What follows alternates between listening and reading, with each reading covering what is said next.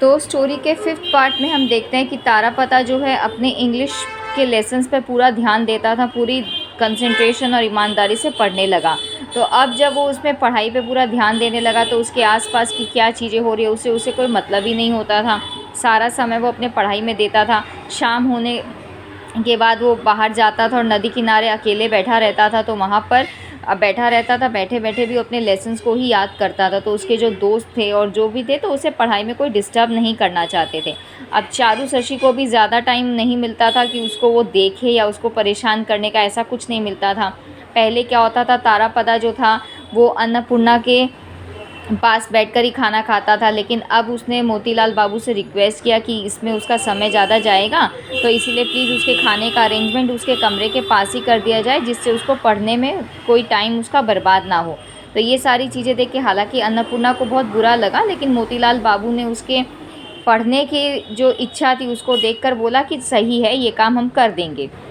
ये सब चीज़ सुनकर चारू भी अब अपने घर वालों से ज़िद करने लगी कि मुझे भी अब इंग्लिश पढ़नी है, मुझे भी इंग्लिश सीखनी है। हालांकि उसका पढ़ने लिखने में कोई इंटरेस्ट कभी होता नहीं था, लेकिन जिद बहस करके उसने तारापदा के साथ ही सेम ट्यूटर के साथ पढ़ना शुरू किया। अब पढ़ाई के समय पर वो उसे तारापदा को बहुत ज़्यादा परेशान करने लगी।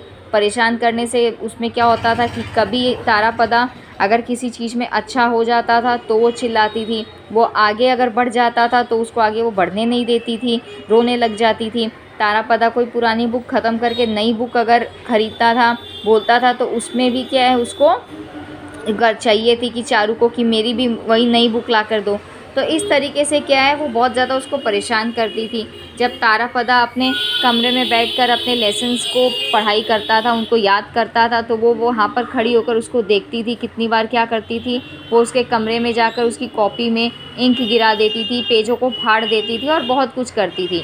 तारापदा ये सब चीज़ को देखकर कभी कभी बहुत ज़्यादा चौंक जाता था, कभी कभी उसको चारू को मार भी देता था कि इसको अब और बर्दाश्त नहीं कर सकते। एक दिन अचानक क्या होता है कि चारू क्या करती है, उसकी कॉपी को फाड़ देती है और उसके ऊपर इंक गिराकर दे देती है।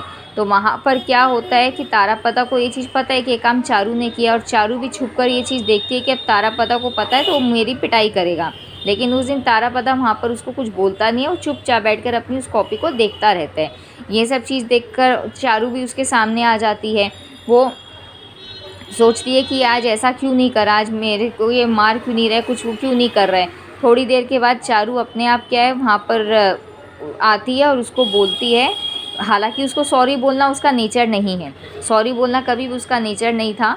तो चारू जो पेजों को फाड़ती है, उन्हीं एक पेज में से उठाकर उसमें वो लिखती है कि मैं सॉरी, लिखती है और बोलती है कि मैं आगे से कभी तुम्हारी कॉपी पर इस तरह से इंक नहीं गिराऊंगी, ना ही पेजों को फाड़ूंगी, प्लीज़ मुझे माफ़ कर दो, ताकि तारापदा का टेंशन उसको मिल सके। इस पर तारापदा ज़ोर से हंसने लग जाता है। जब वो हंसता है तो ये चीज़ देखकर चारू को और ज़्यादा गुस्सा आता है और वो कमरे से वहाँ से चली जाती है। फिर उसके बाद क्या होता है कि वहाँ पर इसी बीच सोनामणि भी जो है, सोनामणि को भी तारापदा पसंद आने लगा। तो वहाँ पर वो सोनामणि क्या करती है, तारापदा के साथ बात करने लगती है। ये चीज़ चारू को अच्छी नहीं लगती है।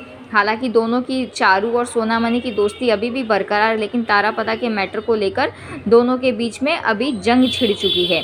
तो सोनामणि जब वहाँ आती है तो तारापदा उससे पूछता है कि तुम कैसी हो और मासी कैसी है। तो सोनामणि उसे जवाब देती है कि तुम तो इतने समय हो गए हमसे मिलने, तुम आ ही नहीं रहे हो, मम्मी भी तुमको बहुत याद कर रही थी, तो तुम कब मिलने आओगे हमसे। तो इस पर तारापदा जवाब देता है कि हाँ, मैं जल्दी मिलने आऊँगा, मैं आज शाम को ही तुम लोगों से मिलने आऊँगा। तो यहाँ पर जब वो दोनों बात कर रहे होते हैं तो चारू को अच्छा नहीं लगता और चारू चिल्लाने लगती है, बोलती है कि तुम्हें पढ़ाई नहीं करनी है क्या, तुम पढ़ाई नहीं करोगे तो मैं अभी जाके पापा को बोल दूँगी, ट्यूटर को बोल दूँगी, ये सारी चीज़ें का वो बोलने लगती है। तो ये सब चीज़ें देख के तारापदा समझ जाता है कि चारू को अच्छा नहीं लग रहा है, क्योंकि वो इस समय उसके कमरे में आ रही और ये सब काम कर रही है, तो वो समझ जाता है कि उसे बिल्कुल भी अच्छा नहीं लग रहा है। तो वो सोनामणि को बस इतना बोलता है कि ठीक है, आज शाम को मैं तुमसे मिलने आऊँगा। तो जैसे ही जब वो उसको बोलते कि मिलने आऊँगा, तो चारू क्या करती है, तारापदा को कमरे में लॉक कर देती है और सिर्फ उसी समय कमरा खोलती है जब खाने का समय हो, कि खाली खाना खाने के लिए ही वो बाहर आए, वरना वो आए नहीं। तो इस पर तारापदा को भी बहुत ज़्यादा गुस्सा आ जाता है तो तीसरे दिन जब चारू शशि उसके कमरे का ताला खोलती है तो बिना खाए पिए ही कमरे से जाने लगता है।